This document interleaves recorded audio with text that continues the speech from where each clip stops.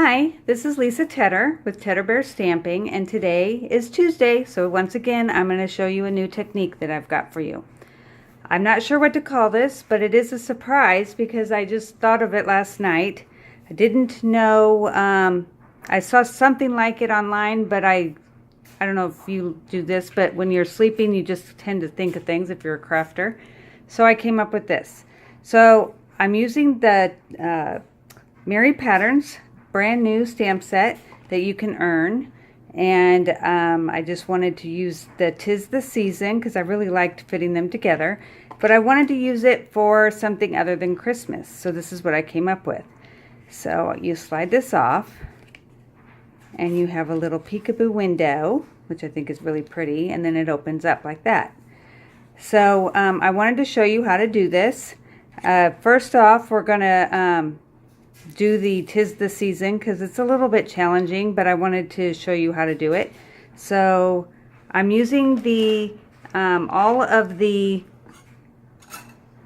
Thinlits for the label Thinlits, and I'm using them all but the bottom three, I think. Could be bottom two, but I'll tell you on the bottom. I'm not sure if you've seen these, but these are plastic, or not plastic, metal bowls from the auto parts store. But they're magnetic, and if you do this, nothing falls out, they just stay in. So it's really nice to have around your craft room so that when you're done, you just throw everything in there, and even if you spill it, it's not going anywhere. All right, so what we're gonna need is all of this cardstock. I'm using the the DSP. Whoa, I just spilled everything, sorry. Nothing like being on video. Painted Autumn, and I did want to, like I said, do something that was not Christmas. So these are the two pieces for this, and I think they're 2 1/8 each by 4 1/4, and I'm going to put those through with the die because they just fit inside of here. See, there's a border. All right, so let's put that aside. Then we have all of the labels that are cut. We have the biggest one that goes to cut out, I'm sorry, this brown piece, the early espresso, and this is going to be part of the slider. So we have that, and then the tangerine, tango, and then it's going to be a bigger piece of the berry vanilla, which is right here hiding. So these three go together, and I have dimensionals between them. These two go together and they go inside here. So let me start with just doing the 'Tis the Season because I've already said I was going to do that. So I'm going to put this right here and bring in my stamp sets, and I'm just doing 'Tis the Season because I think that if you think about it, it can be done with any season or whatever. It's whatever season you want to say 'tis the season. Oops, I just put the wrong one in. Okay, we're gonna come back because I need to find my cleaner.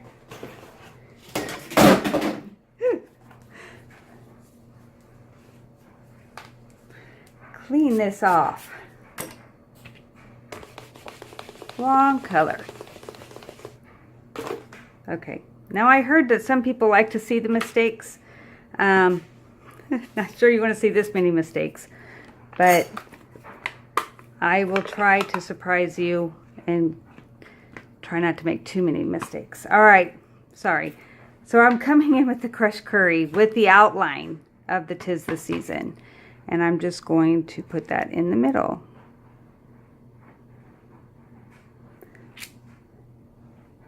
And then you come in with the part that highlights the season, and it's got really pretty flowers inside. And you just go over and try to line it in between your letters. And what I'm trying to do is move it just a tad to see if I got it right. We'll see. And I'm off just a little bit. If you do it the other way, it might be easier because the Tangerine Tango is a little bit brighter.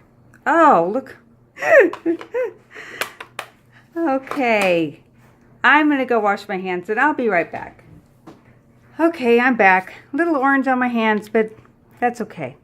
All right, so I'm going to go ahead and put these aside for now and show you how I did the hole for this and how I scored the card. So I'm going to bring in my cutter.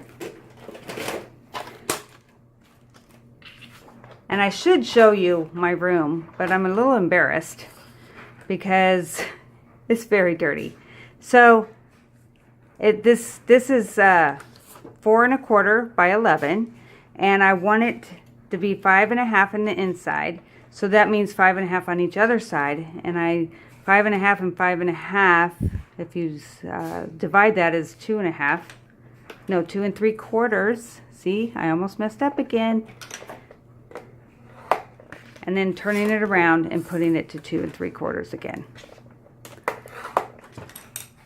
All right, and then when you fold it, they meet. All right. Now, of course, not quite, and I'm going to use my bone folder to make sure that it's perfect, which you're going to do this too, because you want it to line up. Okay. Bone folders are awesome. All right, so I'm going to come in with my Big Shot, and the problem is if you cut the hole, which, let me see, this is the second one in. If you went like this, it would cut all the way through. We don't want to do that because you want to have the back show. So let me show you what I did.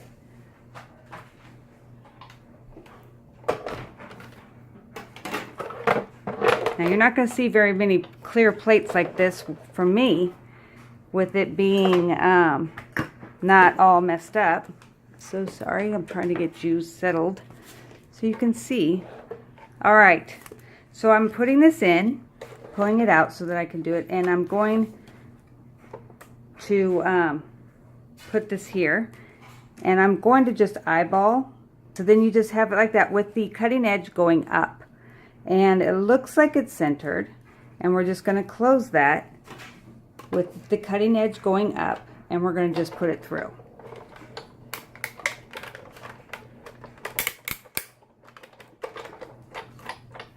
So you have these two pieces that are now you don't want those, and then you have this. So now they meet, and doesn't that look cool?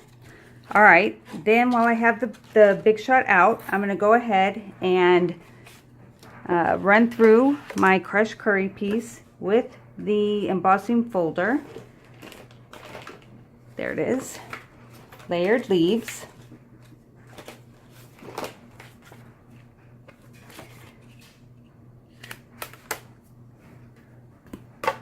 Oh, with the thicker envelopes, you just use one acrylic plate and not the bottom to this. Okay. Now that's really pretty, isn't it? You can really see it. But let me show you what I do to make it even better. Okay. So I come in with the crushed curry ink, and hopefully I won't get dirty on this one. And I just sponge it so that it catches on the ridges, and it just makes it just pop even more. I'll try to get in closer when I'm done so you can see. And I'll just do this top half for now, and then I'll show you what it looks like, the difference. Okay, so you can see all the edges here, and on here you can see them, but they just aren't as highlighted. And I like it to be highlighted because if you're going to do this, let's make sure it pops.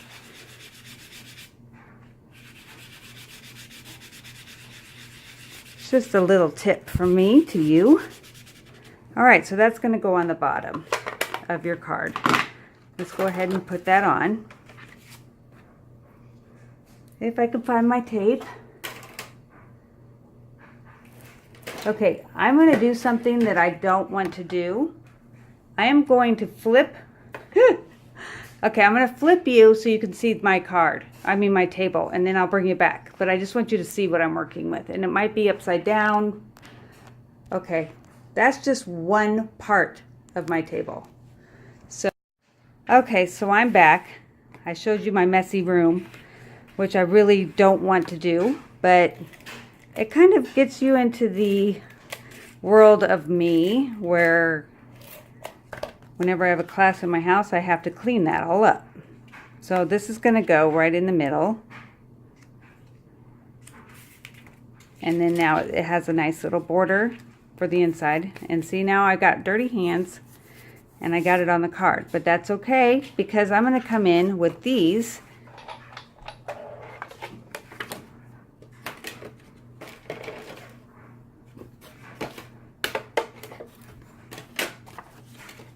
Make sure that my image is continuing right here, because that's where that doesn't look right. So let's see this one. There, that looks better. All right, so you want it to be continuing, and then I need to find which one I want to use. So it's the biggest one, because I want it to fit around what we just did. So let me get this good. Again, pull it out so that I can put this in the middle, and then you just want to adjust it to where it's right in the middle, because they're going to be bordering that piece of paper.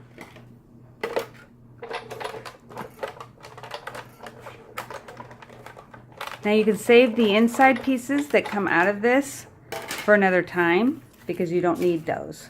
You don't need these. All right, so let's move this again.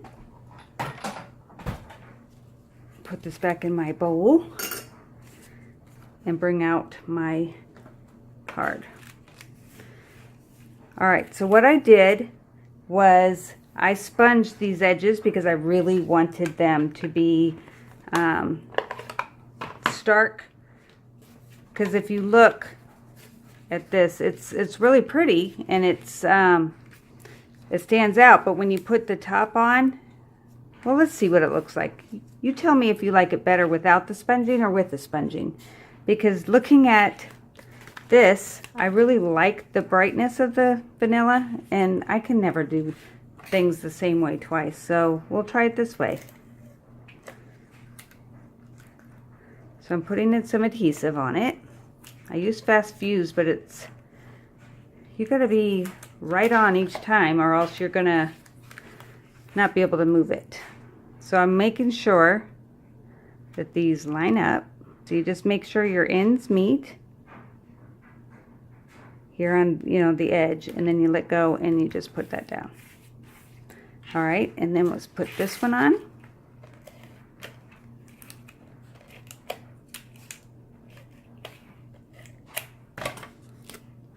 And again, you want it to meet at this edge and line up to the other one that you did. And once you get this part, you just let go and you push that down. Okay, so do you like it with or without? Here, I know it's going to make a difference once it's done, but you can tell me beforehand which way you like it better. All right, so now we have that. Then I'm going to come in and stamp the inside, and I'm using 2 stamps from another set. Well, this one is To Be Jolly, but I didn't want it to say To Be Jolly, so I just am going to use a marker and just do the To Be.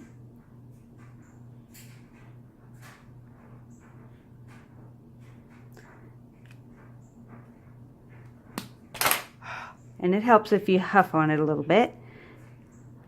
To Be. And then I did Carefree, really espresso. All right, to be carefree, because that's what I want my life to be. All right, then I came in with the holly, or the pines. Told you, it's a bad day for me to remember things. All right, now here it is, and I wanted to use the lemon lime twist because that's what we're using for this stamp set. I mean, this the DSP uses the lemon lime, and I just wanted to keep with that.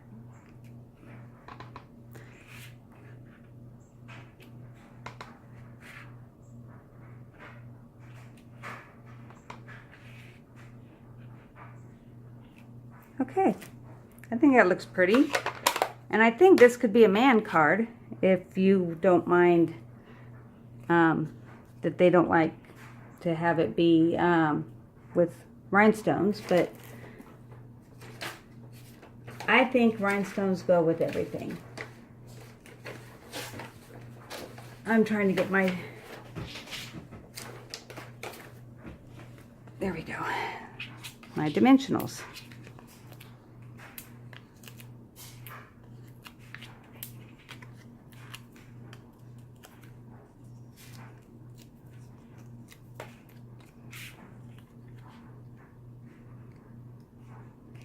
Okay, then I put this down flat.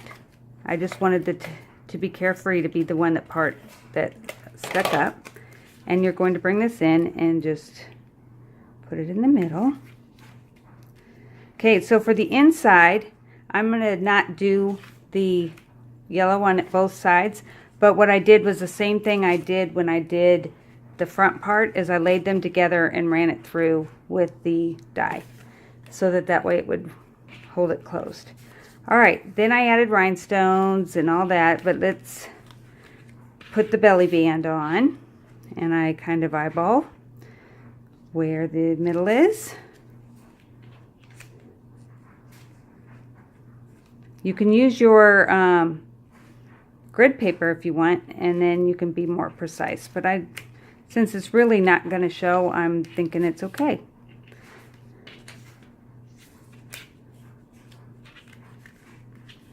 Okay, so it does not meet, but that's okay. You're going to come in with your 3 that you have here, and I'm going to go ahead and use the dimensionals on those. I'll speed this up so you won't have to see me doing it all, and I'll come back when I'm ready to put it on.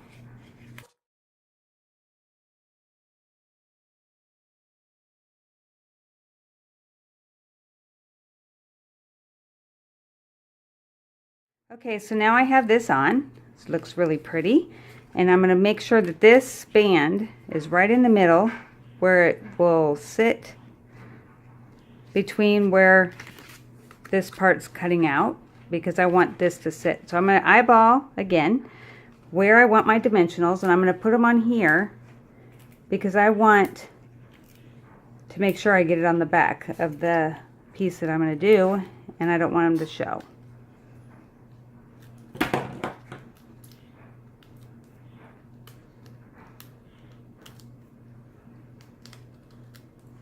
All right, then you're going to just place this on top of the belly band. There you have it. So when you open it up, there's your card. Isn't it pretty? All right, well, that's another Tuesday technique that I hope you enjoy. I'm not sure if this has ever been done before, but if it has, I just saw something like it on my computer last night, and just where they turned the die upside down. So once again, let's show you both pieces so that you, and this one I don't think I got on quite right there.